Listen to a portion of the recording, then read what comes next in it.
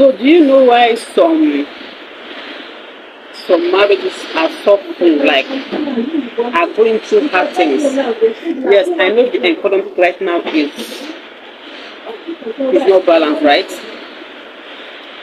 The economic now in the country is not how it's supposed to be, like how it was then. Yes, I know. But why marriages are suffering today is lack of communication. Yes. Why you see so many marriages having unnecessary arguments, unnecessary hatred for their partners is lack of communication. Even your maker, you are parenting first. When you are quiet, like you feel quiet, he will fold his hands and be looking at you. Why? Because you have not asked. If the Bible should say knock, ask, and you are not asking, you are not knocking, you just want manna to fall. How? How is it possible? Do you think it is possible? Now in your relationship, your partner annoys you. Like he does things that you don't like, or dehumanize, and you're not saying anything about it. Every time I say, I want off my mind, let me want to get my mind in your marriage. My dear, are you kidding me? No, let's be frank. If you have such thoughts in your heart, like you are having such thoughts in your heart, then what do you expect your partner? Is he a ghost? How do you want him to know that, okay, this is what is bothering you? How? It's not possible. So the best thing to do is to communicate. My darling, without communication, you are in a trapped marriage that will not last. And you will not enjoy. In fact, you will fail to understand what really is happening unless you start communicating, telling he or she, this is what you do, I don't like it, please make amends. And that is why I used to tell couples, I used to tell ladies out there, marry your friend, marry someone that you can communicate with, marry someone that you can freely open your heart to. Because whether I like to come out, it's not everybody that wants you to be open to them.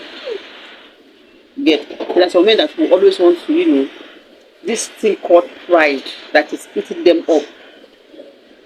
You cannot open. And I always say that if in a relationship you are not open to your partner, then what happens in marriage?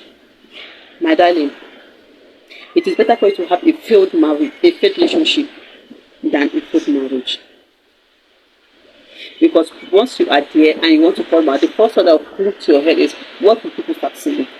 What will the society say? Have you ever thought of leaving that frustrated marriage? And something that comes to your mind, like what your brain could protest is, what is the society going to say? Look, some people say a single parent, being a single mother is easy, that you find help. Darling, they are only saying it because they have not put on that shoe. Yes, being a single mom is not an easy task. It's better for you to leave that relationship. Forget all the time spent, your hard work in that relationship. It's better to let it go. And then start building another one from the scratch. They say if the foundation is broken, what can the righteous do? Like if the foundation is broken, what can you do when you do not plan your foundation from that relationship? So now you think planning the foundation in the marriage is the right thing to do? Most people say, by the time I give birth to one or two, then I know because of the children, they will love me. They won't be with me. My darling, are you kidding? A man that doesn't love you from the start will never want you in that marriage.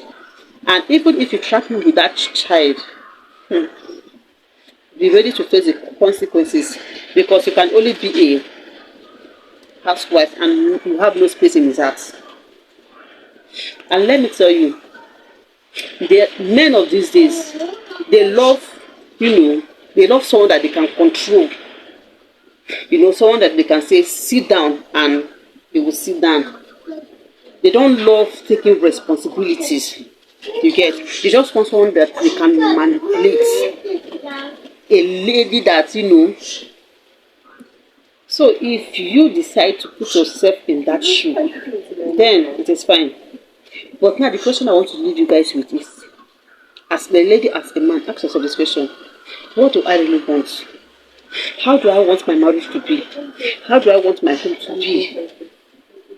Who am I supposed to spend the rest of my life with? From now to 10 years time, where do I want to be? That should be the question you should ask yourself. And please, let's meet at the comment section soon.